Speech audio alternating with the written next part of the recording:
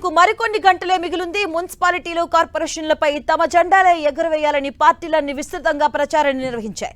ఇక చివరి ప్రయత్నాలన్నీ చేస్తూ ఉన్నాయి. ప్రజల్ని ప్రసన్నం చేసుకునే పనిలో ఉన్నాయి పార్టీలు. ఇరు పోలింగ్ ఏర్పాట్లలో అధికారులు నిమగ్నమయ్యారు. మొత్తం 116 మున్సిపాలిటీలు 7 కార్పొరేషన్లకు రేపు ఉదయం 7 గంటల నుంచి సాయంత్రం 5 గంటల వరకు పోలింగ్ జరగబోతుంది. రాష్ట్ర ఎన్నికల సంఘం కమిషనర్ రాణి కుముదిని ఏర్పాట్లను నిరంతరం పర్యవేక్షిస్తున్నారు. అలాగే 13న కౌంటింగ్ ఫలితాలు వెలువడబోతున్నాయి. రాష్ట్రంలో ఒకే విడతలో మున్సిపల్ పోలింగ్ ప్రక్రియ జరగబోతుంది. ఇక పోలింగ్ కోసం 1379 మంది ఆర్ఓలు, 1547 మంది ఏఆర్ఓలు, 9560 మంది పీఓలు, అలాగే 31,428 మంది ఓపీవీలు కూడా పనిచేయనున్నారు.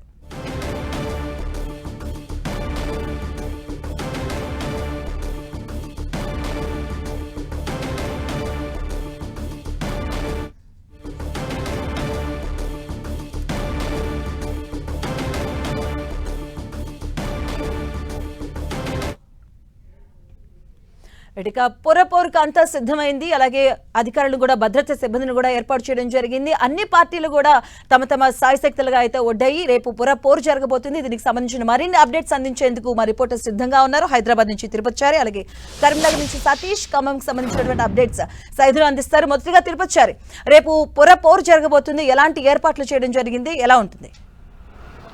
తెలంగాణ వ్యాప్తంగా ఒకే విడతలో మున్సిపల్ ఎన్నికలు జరగబోతున్నాయి. ఒకవైపు ఇటు 116 మున్సిపాలిటీలకు, అదేవిధంగా 7 కార్పొరేషన్లకు మున్సిపల్ ఎన్నికలు జరగబోతున్నాయి. ఇందులో 2996 వార్డులకు సంబంధించిన ఎన్నిక జరగబోతుంది.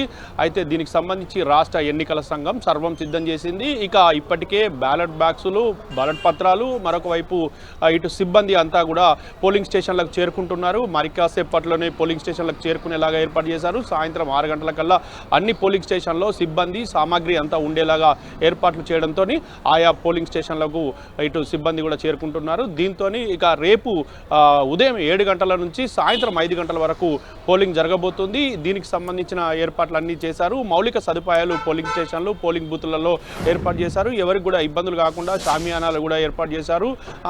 అందరూ వచ్చి ఓటు వేయాలంటూ ఎన్నికల సంఘం కూడా కోరుతోంది. అయితే ఈ ఎన్నికలను ప్రశాంతంగా, శాంతియుతంగా, పారదర్శకంగా నిర్వహించేందుకు అవసరమైన భద్రతా ఏర్పాటు చేశారు. 25,000 మంది పోలీసులతో గట్టి భద్రతా ఏర్పాటు చేశారు. అదేవిధంగా హెవీ సెన్సిటివ్ ప్లేసులలో కూడా ముమ్మర తనిఖీలు, భద్రత చేశారు. బైండ్ ఓవర్లు, మరొక వైపు సీజులు చేస్తున్నారు. ఇప్పటికే నగదు పంపిణీకి సంబంధించిన కానీ, మద్యం కానీ, ఇతర ప్రలోభాలకు సంబంధించిన విషయంలో కూడా రాష్ట్ర ఎన్నికల సంఘం సీరియస్గా దృష్టి సారించింది. ఈరోజు ఇంకా మరింత గస్తీని ముమ్మరం చేస్తోంది.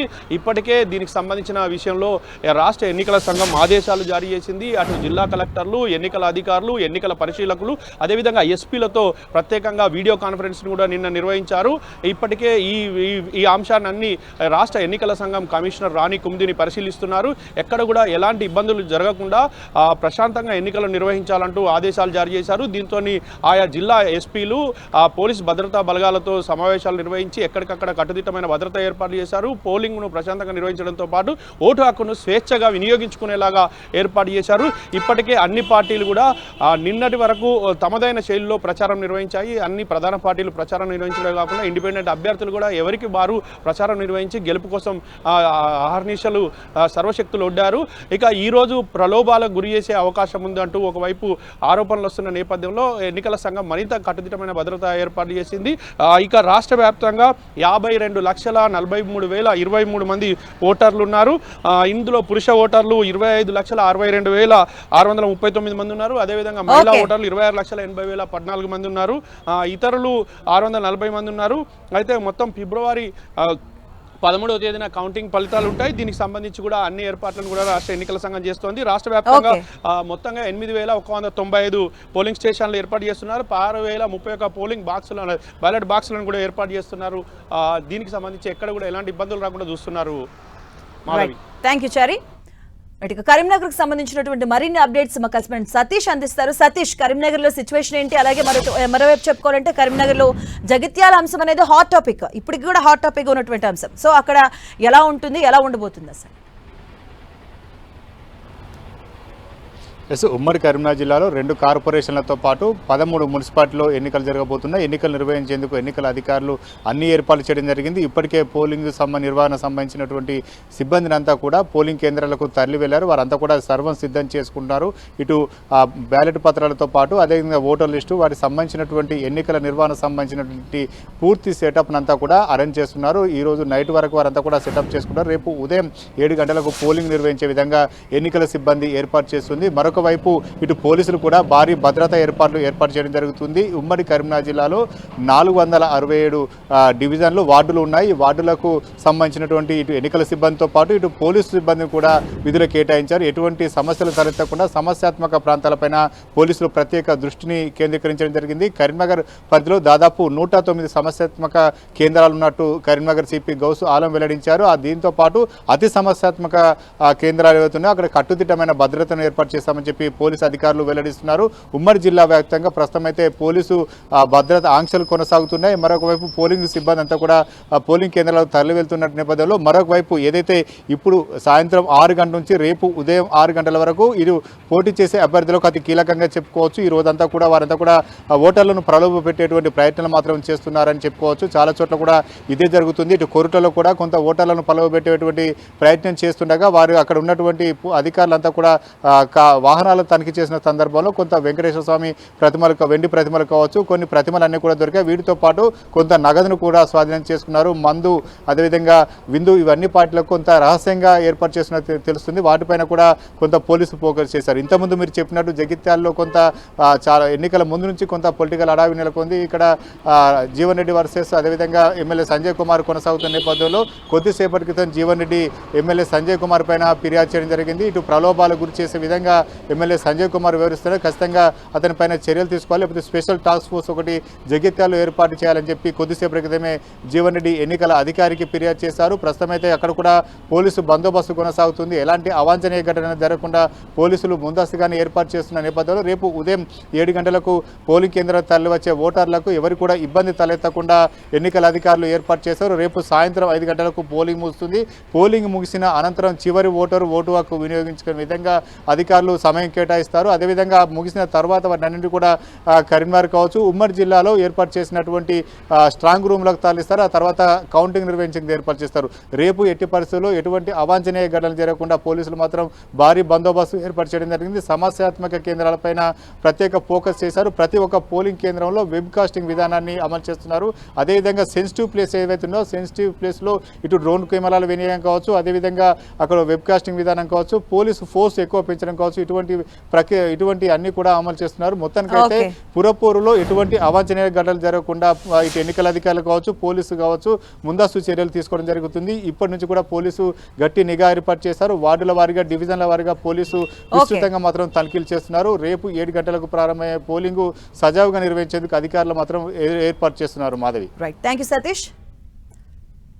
అలాగే వరంగల్కి సంబంధించినటువంటి మరిన్ని డీటెయిల్స్ మా కరెస్పాండెంట్ కుమారస్వామి అందిస్తారు. కేకే, అక్కడ సమస్యాత్మకంగా ఎన్ని ప్రాంతాలను గుర్తించారు, అక్కడ ఎలాంటి ఏర్పాటు చేయడం జరిగింది? ఎస్ మాధవి, ఉమ్మడి వరంగల్ జిల్లాలో ఉన్నటువంటి 12 మున్సిపాలిటీల లోపల మొత్తం 260 వార్డులకి ఎన్నికలు నిర్వహిస్తున్నారు. 1073 మంది అభ్యర్థులు, వివిధ పార్టీలకు సంబంధించినటువంటి అభ్యర్థులు తమ రాజకీయ భవితవ్యాన్ని ఈరోజు పరీక్షించుకోబోతున్నటువంటి సిచ్యువేషన్. మొత్తం అంటే 2100 మంది సిబ్బంది ఎన్నికలకు సంబంధించినటువంటి విధులు నిర్వర్తిస్తున్నారు. 12 మున్సిపాలిటీల లోపల 12కు సంబంధించినటువంటి డిస్ట్రిబ్యూషన్ కేంద్రాలు ఏవైతే ఉన్నాయో డిస్ట్రిబ్యూషన్ కేంద్రాల నుంచి పోలింగ్ సామాగ్రిని అంతా కూడా ఆయా పోలింగ్ కేంద్రాలకి తరలించారు. పోలింగ్ కేంద్రాల్లో కూడా ఖచ్చితంగా కట్టుదిట్టమైన అంటే ఓటరు స్వేచ్ఛగా తన ఓటు హక్కు వినియోగించుకునే విధంగా ఏర్పాటు చేశారు. అక్కడ ఓటర్లకి అవసరమైనటువంటి తాగునీరు కావచ్చు, సాగునీరు, షామియానాలు, ఈ రకంగా ప్రతి ఒక్కటి కూడా పోలింగ్ కేంద్రాల్లో ఏర్పాటు చేశారు. రాష్ట్రంలోనే వరంగల్కి పోలింగ్ నిర్వహణ ప్రక్రియ లోపల ప్రత్యేకమైనటువంటి గుర్తింపు ఉంది. గతంలో కూడా గ్రామ పంచాయతీ ఎన్నికల్లో కూడా వరంగల్ జిల్లాకు అవార్డులు అంటే ఎన్నికల సంఘం అవార్డులు ఇచ్చింది. అంటే గ్రీన్ పోలింగ్ కేంద్రాలు ఏవైతే ఉన్నాయో గ్రీన్ పోలింగ్ కేంద్రాలకు గుర్తించి అక్కడ అవార్డు ఇచ్చారు. ఈసారి దానికి భిన్నంగా, వినూత్నంగా మరియు మున్సిపల్ ఎన్నికల్లో కూడా అంతకంటే మిన్నగా కూడా ఏర్పాటు కలెక్టర్ సత్యశారద నేతృత్వంలో చేస్తున్నటువంటి సిచ్యువేషన్ ఉంది. గ్రామాల లోపల కొంత ఇక్కడ మొత్తం పట్టణాల లోపల ఎన్నికలు నిర్వహిస్తున్నటువంటి 12 మున్సిపాలిటీ లోపల రాజకీయ పార్టీలు నెక్ టు నెక్ ఫైట్ చేయడము ఒక ఉద్రిక్త వాతావరణం అయితే చోటు చేసుకుంది. దీన్ని అదుపులోకి ఉంచుతూ ఎన్నికలు సజావుగా నిర్వహించేందుకు పోలీసు శాఖ కూడా రంగంలోకి దిగింది. దాదాపు 3,000 మంది అంటే కానిస్టేబుల్ హోంగార్డ్ స్థాయి నుంచి మొదలుకుంటే ఏసీపీ, డీసీపీ, అదేవిధంగా సిపి నేతృత్వం లోపల పూర్తిగా ఎన్నికలకు సంబంధించినటువంటి బందోబస్తు నిర్వహిస్తున్నారు. ఎక్కడైతే సమస్యాత్మకమైనటువంటి ప్రాంతాలు ఉన్నాయో, ఎక్కడైతే కొంత టెన్షన్ క్రియేట్ అయ్యేటువంటి ప్రాంతాలు ఉన్నాయో ముందస్తుగానే గుర్తించినటువంటి అధికారులు అక్కడ వెబ్కాస్టింగ్ నిర్వహణకి పూర్తిగా 100% వెబ్కాస్టింగ్ నిర్వహణ చేస్తున్నారు. డ్రోన్ కెమెరాలతోటి పహారా నిర్వహిస్తున్నారు. పూర్తిగా పారామిలిటరీకి సంబంధించినటువంటి బలగాలను, అదేవిధంగా స్పెషల్ పార్టీకి సంబంధించినటువంటి బలగాలని రంగంలోకి దించారు. ఇప్పటికే ఎవరెవరైతే కొంత సమస్యాత్మకం ఇష్యూ క్రియేట్ చేసేటువంటి ఎలిమెంట్స్ ఏవైతే ఉన్నాయో వాళ్ళని ఇప్పటికే అదుపులోకి తీసుకున్నారు. బైండ్ ఓవర్ చేస్తున్నటువంటి సిచ్యువేషన్ మనకు కనిపిస్తుంది. ప్రధానంగా జనగామ, నర్సంపేట, అదేవిధంగా పరకాల, వర్ధనపేట, స్టేషన్ గన్పూర్ ఇలాంటి ప్రాంతాల లోపల పొలిటికల్ గా హైటెన్షన్ వాతావరణం నెలకొంది. పోటాపోటీగా రాజకీయ పార్టీలు ఏవైతే ఉన్నాయో రాజకీయ పార్టీలు డి అంటే డి అని ఫైట్ చేస్తున్నటువంటి ఆ పోలింగ్ కేంద్రాల మీద అటు ఎన్నికల సంఘం కావచ్చు, ఇటు పోలీస్ శాఖ ప్రత్యేకమైనటువంటి ఫోకస్ పెట్టింది. రైట్, థ్యాంక్ యూ కేకే. ఇక తెలంగాణలో పొరపోరుకు తెలంగాణ సిద్ధమైంది.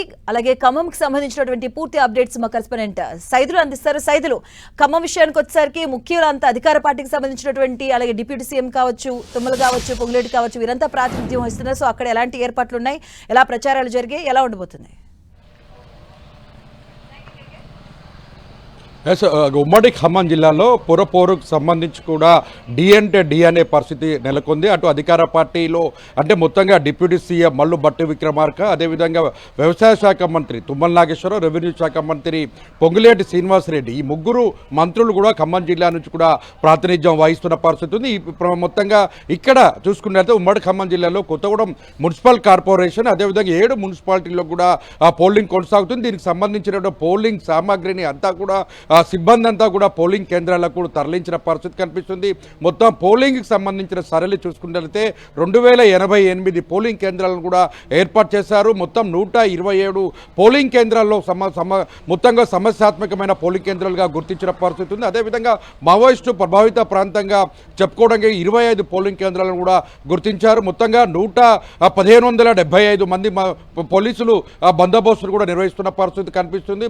ఇప్పటికే అటు అధికార పార్టీకి సంబంధించి చేపట్టిన సంక్షేమ పథకాలకు సంబంధించి కూడా పూర్తి స్థాయిలో ప్రజల్లోకి తీసుకెళ్లేందుకు ప్రచారాన్ని కార్నర్ మీటింగ్ల ద్వారా కూడా 10 ఏళ్ల బీఆర్ఎస్ పాలనలో ప్రజలు పడిన ఇబ్బందులకు, సంక్షేమ పథకాల అమలు తీరుకు సంబంధించి కూడా మొత్తం కూడా ప్రతి విమర్శలు చేసిన పరిస్థితి. అదే స్థాయిలో ప్రతిపక్ష పార్టీకి సంబంధించిన బీఆర్ఎస్ పార్టీకి సంబంధించి మాజీ మంత్రి పువ్వాడ అజయ్ కుమార్, అదేవిధంగా రాజ్యసభ సభ్యులు ఉద్దిరాజ్ రవిచంద్రతో పాటు ఎమ్మెల్సీ తాదా మధు, మాజీ ఎంపీ నామా నాగేశ్వరరావు ఇలా కీలకమైన నేతలంతా కూడా కీలకంగా అటు అధికార పార్టీకి సంబంధించి 2 ఏళ్ల పరిపాలన, 6 గ్యారంటీల కార్డులపైన విమర్శల జల్లు కురిపిస్తూ కూడా ప్రచారాన్ని కొనసాగించిన పరిస్థితి అది కనిపిస్తుంది. ఇప్పుడు తాజాగా ఇటు రెవెన్యూ శాఖ మంత్రి పొంగులేటి శ్రీనివాసరెడ్డి ఫోన్ ట్యాపింగ్ చేస్తున్నారు. అధికారులతో ఓట్లను మాట్లాడుకుంటున్నారు. అయితే సమీక్ష చేసి అంటే ఎన్నికలకు చట్ట విరుద్ధంగా ఓటర్లు ఏ వార్డులలో గెలుస్తున్నారని చెప్పి అధికారులతో సర్వే చేసి వివరాలు అడుగుతున్నారంటూ అంటే బీఆర్ఎస్ పార్టీ జిల్లా అధ్యక్షులు ప్రస్తుత ఎమ్మెల్సీ తాతా మధు మీడియా సమావేశంలో ఒక ఆడియోను రిలీజ్ చేయడం జరిగింది. అదే స్థాయిలో తన ఫోన్ను ట్యాప్ చేస్తున్నారంటూ కూడా బీఆర్ఎస్ పార్టీకి సంబంధించిన నేతలపై పొంగులేటి శ్రీనివాసరెడ్డి ఆగ్రహం వ్యక్తం చేసి సీరియస్ వ్యక్తం చేసిన పరిస్థితి కనిపిస్తుంది. రేపు ఉదయం జరిగేటువంటి పోలింగ్ సరళికి సంబంధించి ఉదయం 7 గంటల నుంచి సాయంత్రం 5 గంటల వరకు పోలింగ్ కొనసాగనుంది. అదే ఈ పోలింగ్ సంబంధించి కూడా ఓటర్లను ప్రలోభాలకు గురి చేస్తున్నారు. అధికార పార్టీ అని ప్రతిపక్షం ప్రలోభాలకు గురి చేస్తున్నారని అధికార పార్టీ పైన విమర్శల జల్లు కూడా కురుస్తున్న పరిస్థితి కనిపిస్తుంది. ఏదేమైనా కూడా మొత్తం ఓటర్లు ఏ విధమైన తీర్పు ఇస్తారన్నది ఇప్పుడు అభ్యర్థుల్లో ఒకటి ఉత్కంఠ నెలకొన్న పరిస్థితి. ఎందుకంటే ప్రజల్లో ఉన్నటువంటి వారు గత స్థానిక సంస్థల ఎన్నికల్లో చూసుకుంటూ కాంగ్రెస్ పార్టీకి అత్యధిక స్థానాలు గెలుపొందడం, అదే స్థాయిలో డి అంటే బీఆర్ఎస్ పార్టీ కూడా విజయం సాధించిన పరిస్థితి ఉంది. ఇప్పుడు జరిగేటట్లు నిన్నటి వరకు మిత్రపక్షం, ఇప్పుడు వరకు శత్రుశేషంగా ఒక విచిత్రమైన పరిస్థితుల్లో కూడా పొత్తులు కొనసాగిన పరిస్థితి. ఓవరాల్ గా చూసుకుంటే ఉమ్మడి ఖమ్మం జిల్లాలో కాంగ్రెస్ తన గెలుస్తుందని తన ధీమాను వ్యక్తం చేస్తుంటే ప్రతిపక్ష పార్టీలు కమ్యూనిస్టులు కలుపుకొని విజయం సాధిస్తామని కూడా ఆశాభావం వ్యక్తం చేస్తున్న పరిస్థితి ఉంది. Right, thank you Saidulu.